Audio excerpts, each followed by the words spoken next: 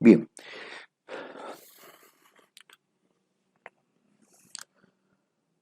en este video vamos a enfocarnos exclusivamente en las fracturas, en las lesiones de la pelvis.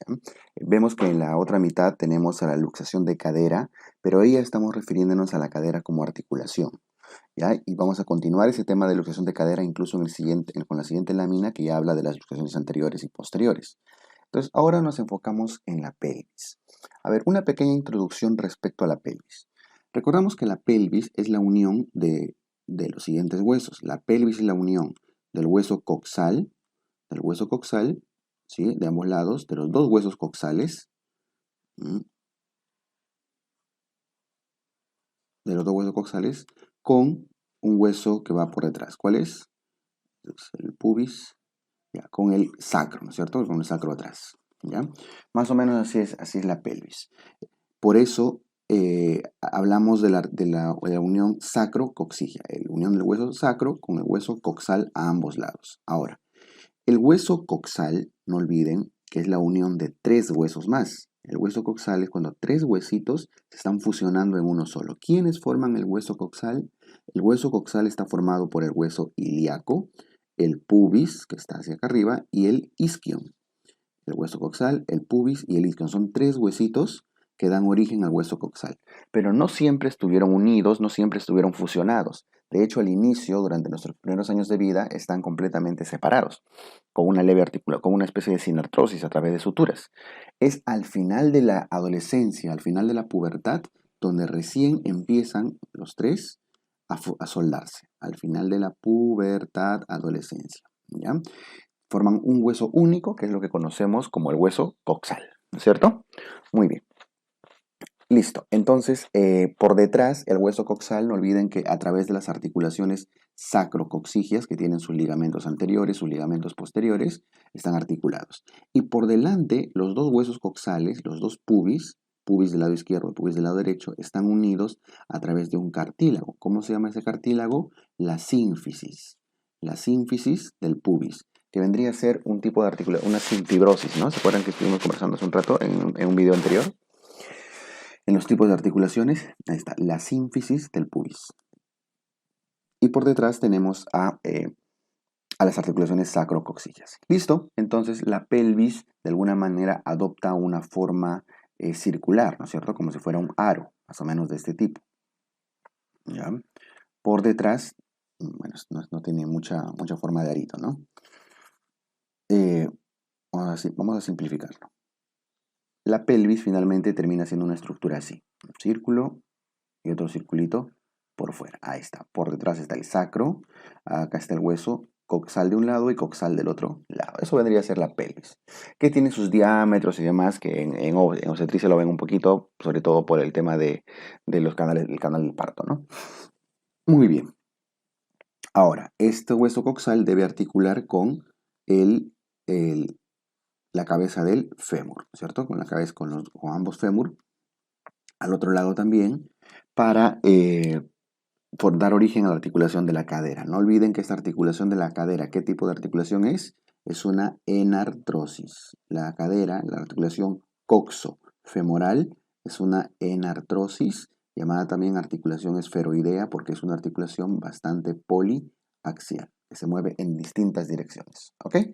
Listo. Eso como una breve introducción de las lesiones de la pelvis, de la anatomía de la pelvis. Ahora, lo revisamos nuevamente acá. Este vendría a ser el hueso ilíaco, este viene a ser el pubis, este viene a ser el isquion, este viene a ser el agujero obturado, ¿no es cierto?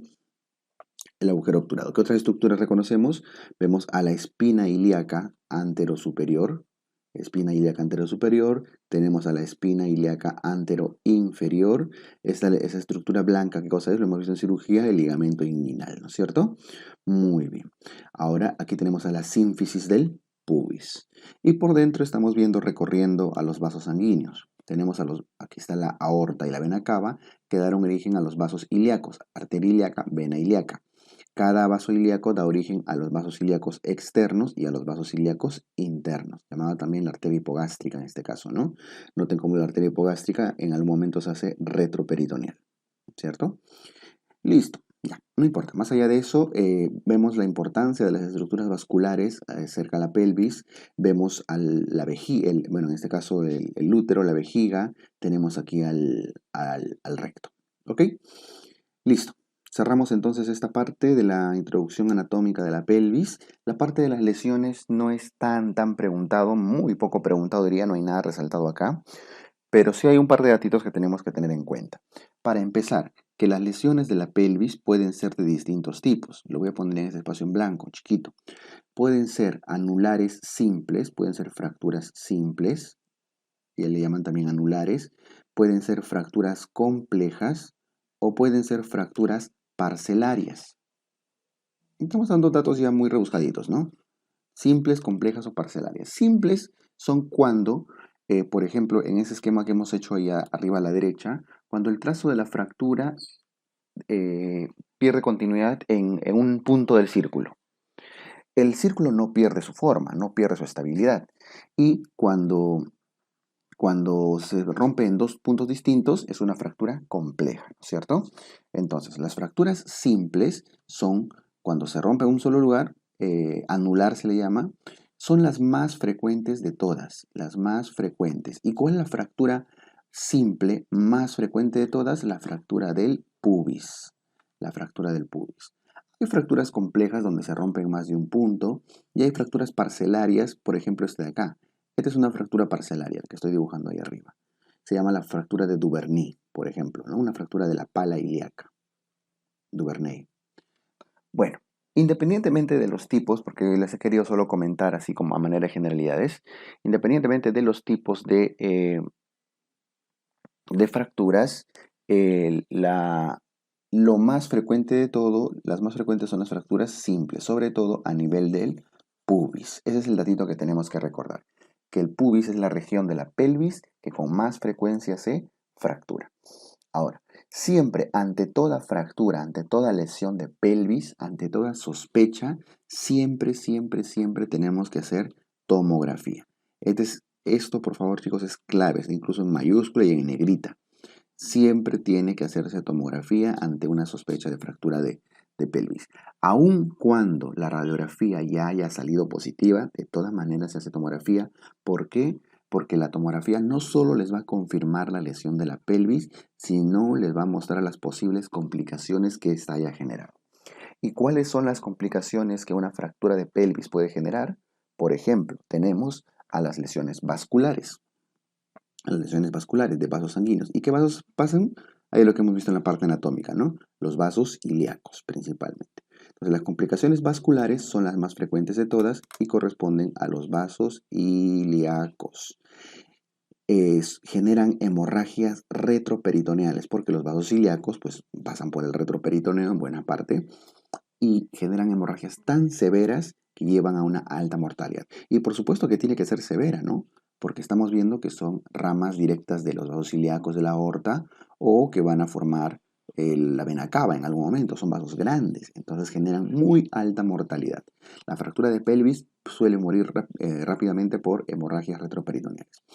Las lesiones genitourinarias también son comunes, pueden lesionar vejiga, uretra y vejiga, sobre todo la vejiga cuando está llena, ¿verdad? ¿Se acuerdan un poquito de esta parte anatómica, ¿no? Que también lo hemos visto un poco en cirugía.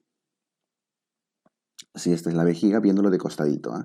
Esta es la vejiga con su uretra posterior, su uretra anterior, ¿verdad? Algo así es, ¿no? En un varón, por supuesto. El pubis es este de acá, el pubis, el hueso pubis. Entonces el pubis cuando se fractura tiende a lesionar acá, la uretra posterior, ¿ya? Suele ser lo más común, uretra posterior. No olviden que la uretra anterior no se lesiona tanto por lesiones del pubis, sino por caídas en horcajadas cuando se lesiona el periné. O en todo caso puede lesionar la vejiga también, pero la vejiga cuando está muy llena y está en contacto, ¿no? A través del espacio retius, que es el espacio retropúbico.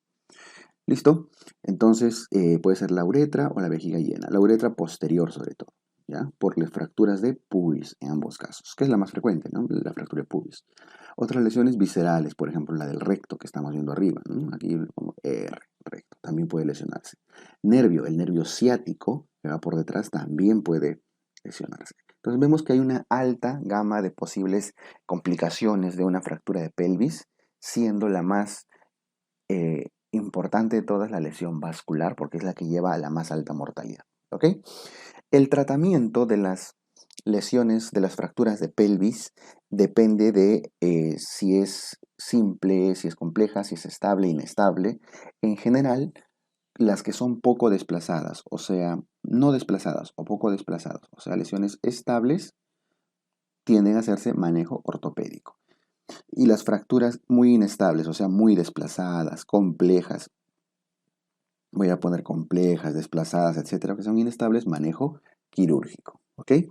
Listo. Entonces, si son estables, manejo ortopédico. Usualmente en este caso se suele hacer inmovilización con una sábana, inmovilización con sábanas.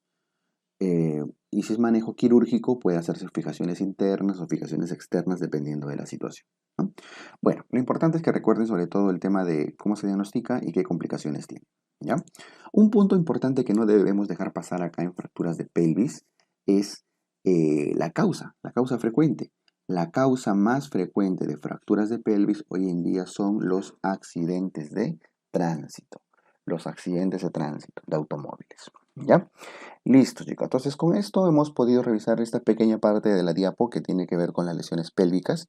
En el siguiente video vamos a enfocarnos ya específicamente a las lesiones de la cadera, específicamente a las luxaciones y vemos que hay varios tipos de luxaciones, ¿no? Lesiones de la cadera o de las articulaciones coxofemorales. Por supuesto que vamos a hablar de las lesiones traumáticas, porque hay otro tipo de luxaciones que son las luxaciones congénitas, ¿no es cierto? O displasias de cadera, como también se le conoce. Aquí vamos a hablar de las traumáticas. Muy bien, cerramos este video con esto. Nos vemos en el siguiente video.